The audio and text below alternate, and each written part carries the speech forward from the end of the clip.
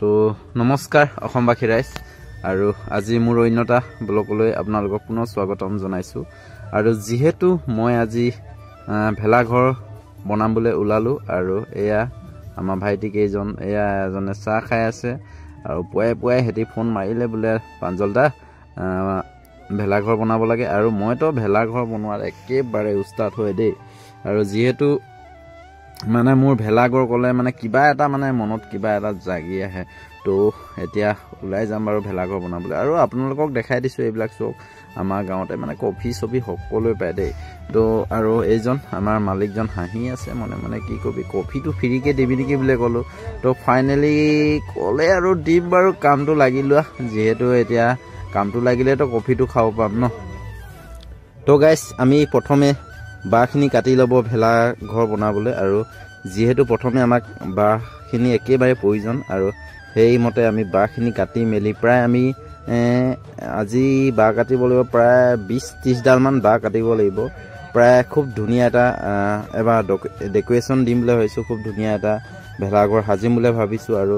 চাওঁ কিমানখিনি আগবাঢ়িব পাৰোঁ আৰু এতিয়া আমাৰ একদম কামত খুব বেছি ব্যস্ত হৈ আছে আমাৰ বাস্তৱে খুব বেছি কাম লগা দেখিছোঁ আজিৰ দিনটোত আৰু সেইবাবে মানে বাস্তৱক খুব ভাল লাগিল আজি আৰু এয়া আমাৰ মানে ক'ব নালাগে একদম গোটেইকেইজন বাহুবলী হা একদম ক'ব নালাগে আৰু যিহেতু আপোনালোকক আজি দেখাই যাম আজি আমি কেনেকৈ বাঁহ কাটো আৰু কি কাম আগবাঢ়িব পাৰোঁ তাকে লৈ আমাৰ পাণ্ডলা যিহেতু এবাৰ আমাৰ পদক্ষেপ অলপ বেলেগ ধৰণৰ লৈছোঁ কাৰণ আমাৰ মানে অসমীয়া সংস্কৃতি লৈ আমি এটা অসমীয়া জাতিগতৰ কাৰণে অসমীয়া গাঁৱৰ পৰিৱেশলৈ এটা ধুনীয়া ঘৰ সাজিম আৰু তাতে থাকিব ঘৰটোত ডেকৰেশ্যন মানে সকলো চাৰিওকাষটো থাকিব কলগছ থাকিব তামোল গছ থাকিব আৰু আপোনাৰ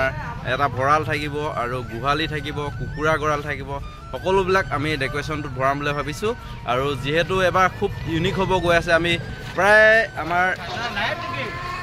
আমাৰ 10 বছৰমান হ'ল 10 বছৰ বেছি হ'ল চাগে আমি প্ৰায় এই ভেলাঘৰটোত কাম কৰি আছোঁ আমাৰ মানে এটা ধুনীয়া স্থানত আছে আমাৰ ফিল্ডখন আছে আৰু স্কুলটো আছে প্ৰায় আমি এই খেলোৱা হয় ইয়াতে আৰু বিশেষকৈ আমাৰ যিটো নেকি আজি ভেলাঘৰ বনোৱা হ'ব আৰু ডেকৰেশ্যনটো আপোনালোকক ক'লোৱে আৰু আগলৈ চাই যাব আমাৰ ব্লগটোত খুবেই ধুনীয়া ফেণ্টাষ্টিক কথা ক'ব গৈ আছে আমাৰ লগৰবিলাকো আছে আমাৰ বাস্তৱ আছে ভাইটি হয় আৰু কেইবাজনো আছে তাৰপৰা আমাৰ ইয়াক ৰিয়ান বুলি জনা যায় তো আগফালে আছে এইফালে উদয় আছে তাৰপিছত আছে এইটো আলু আমি আলু বুলি মৰমত মাতো মানে তো এফালে কাৰেণ্টত লাগি গ'ল বাৰডাল তো গাইজ আজি বাঁহ কাটা তাৰমানে হৈ গ'ল মানে বেছি বাঁহ নহয় আধা আধি বাঁহ লোৱা হৈছে এইখন দেখিছে পৰি আছে তো এইফালে পাঞ্জলদাই পূৰা জোখমাক লাগি আছে এইফালে তাৰমানে আমাৰ লিডাৰ বুলিবলৈ পাঞ্জলদা মানে ই নহ'লে তাৰমানে কাম ভুল নহয় সেইকাৰণে ওলাই অহা আছে এইফালে আমাৰ ৰিয়ান তাৰপিছত এইটো হৈছে আমাৰ হেৰি ভাস্কৰ দা সেইটো আছে আমাৰ কি তোমাৰ নামটো কি আছিলে পাহৰি দেখিছোঁ আলু ভাই দেই মানে দা বুলি কৈ পাইছোঁ মানে তাৰপিছত সেইফালে এটা বহি আছে সেইটো হৈছে ইয়াৰ নামটো হৈছে উদয় এইটো অকল মোবাইল টিপি শিকাই মানে ইয়াক পাৰিলে ছোৱালী এজনীমান চাই দিব আপোনালোকে প্ৰায় ইয়াৰ ব্লগ ফোনত ইয়াক দেখা যায় তো আপোনালোকে নিশ্চয় চিনি পাব উদয় তো এইফালে লাগি আছে গাইছ আমি এতিয়া ফাইনেলি কৰি আছোঁ জোখমাখ আৰু প্ৰায় আমাৰ জোখমাখ আজিতো আপোনালোকক পুনৰ এবাৰ কৈছোঁ আমাৰ ষ্টাইলটো কি বনিব গৈ আছে আমি যিহেতু গাঁৱত বসবাস কৰোঁ সেইবাবে মানে গাঁৱৰ সংস্কৃতি লৈ আমাৰ গাঁৱলীয়া সমাজত কেনেকৈ মানে ঘৰ এখন ধুনীয়াকৈ থাকে তাকে কাৰণ মানে ঘৰখনত কি থাকে ভঁৰাল গোহালি মানে চব্জি বাৰী তাকে উপস্থাপন কৰিম আজি মানে আমাৰ যিটো ভেলাঘৰ কাম আজিৰ পৰা ষ্টাৰ্ট হ'ব আৰু আপোনালোকে চাই যাব ৰেগুলাৰ ব্লগ দিম এইকেইদিন কাৰণ মানে ভেলাঘৰ ব্লগ ৰেগুলাৰ পাব কাৰণ খুব ধুনীয়া ইউনিক হ'ব গৈ আছে আমাৰ ভেলাঘৰটো লগতে আমাৰ এতিয়া জোখমাখ কাম চলি আছে এফালে বাঁহ চাহ ফালি আছে দেখাই দিয়া আমাৰ এয়া আমাৰ ভাস্কৰ আৰু যিহেতু আমাৰ কেমেৰামেন আজি একদম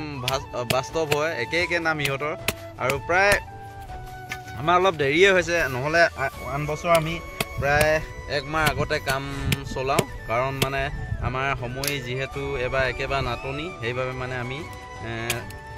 আজি এবাৰ মানে অলপ ইউনিকো বনাব লৈছোঁ, সেইবাবে মানে ধাৰাসাৰ কাম চলিব